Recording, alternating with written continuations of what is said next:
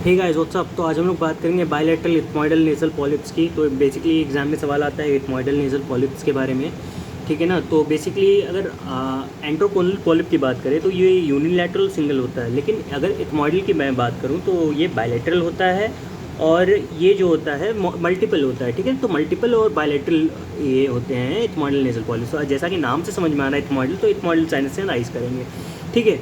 तो सबसे पहली बात तो इंट्रोडक्शन की मैं बात करूँ तो जो अपने नेज़ल पॉलिप्स होते हैं बिनाइन होते हैं, बिनाइन मास होते हैं और पेलनेस होते हैं। पेलनेस benign growth on the lining of nose और साइनसेस पे होते हैं, ठीक है ना। बेसिकली ये चीज़ होती है।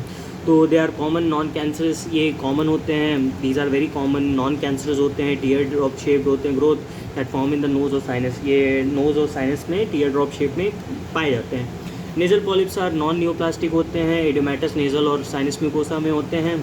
टू टाइप्स होते हैं, bilateral ethmoidal polyp, antrochoanal polyp. Ethmoidal air cells are multiple, ठीक है ना। तो ये दो टाइप में होते हैं, बायलैटरल इथमॉइडल पॉलिप्स और एंट्रोकोनल। यहाँ तक ये बात रही इंट्रोडक्शन, बेसिक इंट्रोडक्शन की। अब आते हैं इथमॉइडल नेजल पॉलिप पे। इथमॉइडल एयर सेल्स से अराइज करते हैं। Multiple air cells are present in medial to the eyes. Eyes के मीडियल में मल्टीपल एयर सेल्स होते हैं, इन्हीं को इथमॉइडल एयर सेल्स कहते हैं। Ethmoidal polyps are multiple bilateral paleness, ठीक है ना। यही सेम चीज़ मैं बताया था आपको। मल्टीपल होते हैं, बायलैटरल होते हैं, पेलनेस होते हैं, पली वाइट होते हैं। ग्रेप लाइक मासेस होते हैं arising from ethmoidal air sales. ये ग्रेप लाइक मासेस होते हैं और कहाँ से अराइज करते हैं? इथमॉइडल एयर सेल्स से अराइज करते हैं, ठीक है ना।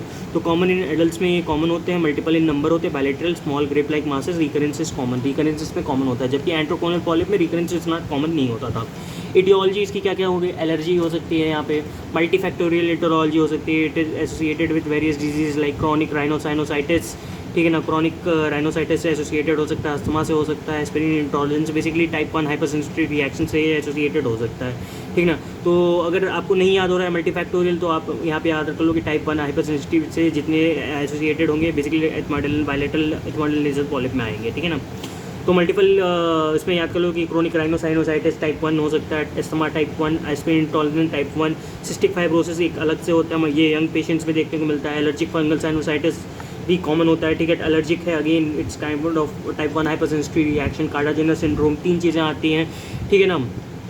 कार्डाजेनस सिंड्रोम में डेक्स्ट्रोकार्डिया आप लोग देखते हो, रिकरेंट साइनोसाइटिस देखते हो और अपना ब्रोंकिस्टैसिस देखते हो, ठीक है ना। तो एक चीज़, तीन चीज़ें ये देखते हो। और यंग सिंड्रोम में केवल जो डेक्स्ट्रोकार्डिया की जगह आपका जो है इनफर्टिलिटी आ जाता है, उसके साथ साथ रिकरेंट साइनोसाइटिस और ब्रोंकिस्टैसिस होता है। चर्क स्ट्रॉस सिंड्रोम में भी देख सकते हो, ये बेसिकली ऑटो इम्यून कंडीशन होता है जिसमें एलर्जिक मैनिफेस्टेशन हो जाता है किसी भी अननोन एंटीजन के लिए, और यहाँ पे वेस्कुलाइटिस और एओसिनोफिलिक का एक्टिवेशन हो जाता है, ठीक है ना। तो ग्रैनुलोमेटस पॉलीएंजियाइटिस कहते हैं, पी का पॉजिटिव होता है। यही सब चीज़ें थोड़ी बहुत होती हैं। और इसका मैनेजमेंट जो होता है चर्क सिंड्रोम का, तो वो स्टेरॉइड से करते हैं। नेजल मैस्टोसाइटिस भी एक कॉमन कॉज इसमें हो सकता है एटियोलॉजी में, राइट। तो नेक्स्ट हम लोग बात करेंगे इसके पैथोजेनेसिस के बारे में। तो नेजल म्यूकोसा जो होता है, एक मिनट, या हाँ, नेजल म्यूकोसा जो होता है मिडिल मिएटिस में एंड टर्मिनेट में होता है। तो becomes oedematous due to collection of extra cellular fluid causing polypoidal change. Nasal mucosa में क्या हो गया कि कोई मिडिल मिएटिस या टर्मिनेट में वो इडिमेटस हो गया, ठीक है। ये किसके कारण इडिमेटस हो गया? Collection of extra cellular fluid, extra cellular fluid का कुछ कलेक्शन हो गया, तो ये पॉलीपॉइडल चेंज करा दिया उसमें। अब ये सेसाइल होता है, पेडंकुलेटेड होता है, ग्रेविटी से एक्सेसिव स्नीजिंग से बढ़ जाता है, ठीक है। ये मतलब जुड़ा हुआ होता है, सेसाइल होता है और जुड़ा हुआ होता है, ठीक है ना। तो उसके इडिमेटस हो जाए due to collection of extra cellular fluid, extra cellular fluid की कलेक्शन से होता है, ठीक है ना। और पैथोलॉजीज की क्या होगी? Ciliated columnar epithelium, metaplastic change, transitional squamous type of epithelium. Ciliated columnar epithelium से स्क्वामस टाइप ऑफ एपिथेलियम में बेसिकली ये चेंज होता है, ट्रांजिशनल या स्क्वामस टाइप ऑफ एपिथेलियम में मेटाप्लास्टिक चेंज होता है। सब म्यूकोसा में क्या होगा? Sub mucosa large intra cellular spaces filled with serous fluid, ठीक है। सब म्यूकोसा में लार्ज इंट्रा सेलुलर स्पेसेस कुछ बन जाएंगे, वो सीरस फ्लूइड से फिक्स रहेंगे। जैसे मैंने आपको बताया था कि इडिमेटस हो जाते हैं जो कि एक्स्ट्रा सेलुलर फ्लूइड के कारण से, ठीक है ना। तो इसके कारण से हो सकता है। तो नो इओसिनोफिल और राउंड सेल, कोई इओसिनोफिल और राउंड सेल यहाँ पे नहीं देखने को मिलेगा, ठीक है ना। तो साइट ऑफ ओरिजिन क्या है? लैटरल वॉल ऑफ नोज पे होती है, usually from middle meatus. Uncinate process, bulla ethmoidalis, ostia of sinuses, medial surface and notch of turbinate.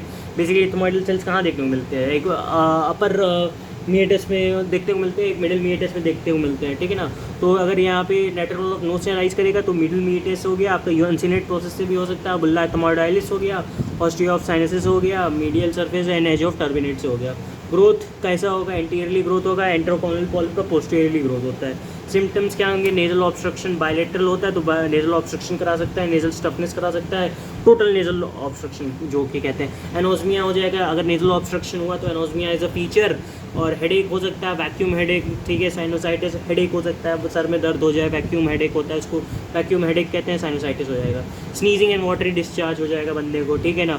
हाइपोनेजल voice, ठीक है ना, जो मतलब कि नाक से गाता है बंदा, हिमेश रेशमिया को याद रखना। मास प्रोड्यूटिंग फ्रॉम नोस्ट्रल, तो ऐसा मास आएगा, एंटीरियर राइनोस्कोपी पे अच्छा डिटेक्ट हो जाता है, ठीक है ना, मास प्रोड्यूटिंग फ्रॉम नोस्ट्रल से, ठीक है ना। तो ये चीज़ें इसकी क्लिनिकल फीचर्स में इसमें हो गई, ठीक है ना। नेक्स्ट बात करते हैं साइंस में एंटीरियर राइनोस्कोपी में आप क्या देखोगे, smooth glistening grape like mass pale in colour देख लोगे एंटीरियर राइनोस्कोपी पे। जो आपका एंट्रोकोनल पॉलिप है एंटीरियर राइनोस्कोपी पे नहीं पकड़ पे आता, पोस्टीरियर राइनोस्कोपी करनी पड़ती है उस पर। और सिसाइल होता है, पेडंकुलेटेड होता है, insensitive to probing and do not bleed and touch, broadening of nose and increase intercanthal distance, ठीक है ना। और may protrude from the nostril appearing pink vascular purulent discharge in nasal cavity, तो इतना कुछ खास नहीं होता, ठीक है। नोस्ट्रल से प्रोड्यूट करेगा, पिंक कलर का वैस्कुलर रहेगा। अगर प्रोबिंग करोगे तो उसमें कुछ ब्लीड और मतलब कि ब्लीड नहीं करेगा, और ब्रॉडनिंग ऑफ नोज हो जाएगा, ठीक है ना। पूरे डिस्चार्ज दे देगा तो नेजल कैविटी में। डिफरेंशियल डायग्नोसिस की में क्या क्या आएगा, हाइपरट्रॉफी ऑफ टर्बिनेट देख सकते हो, सिस्टिक मीडियल टर्बिनेट देख सकते हो, can be differentiated from probing. Hypertrophy of turbinate basically हो सकता है वहाँ पे अगर डिफरेंशियल में देखना चाहो। डायग्नोसिस में क्लिनिकल एग्जामिनेशन कर दो, x ray of PNS to detect the extents of disease, PNS का एक्सरे करा दो, सीटी स्कैन करा दो पीएनएस का, to exclude bony erosion and expansion suggestive of neoplasia. तो न्यूप्लेजिया का रूल आउट करने के सीटी स्कैन कर लो, हिस्टोलॉजिकल एग्जामिनेशन कर लो तो रूल आउट मैलिग्नेंसी। और एक बार ट्रीटमेंट के लिए कंजर्वेटिव में वही एंटीहिस्टामिनिक्स दे दो, क्योंकि बिकॉज यार वही टाइप 1 हाइपरसेंसिटिविटी रिएक्शन है, तो लोजो स्टेरॉइड भी दे सकते हो, लोकल स्टेरॉइड से स्प्रे भी दे सकते हो। सर्जिकल में पॉलिपेक्टमी कर दो, यूजुअली नेजल स्नेयर मतलब कि काट दो, एथमाइडेक्टमी कर दो नेजल इंट्रानेजल एक्स्ट्रानेजल और ट्रांसनेटल ट्रांसएंट्रल के लिए, मतलब कि एथमाइडेक्टमी बेसिकली कर दो, ठीक है ना।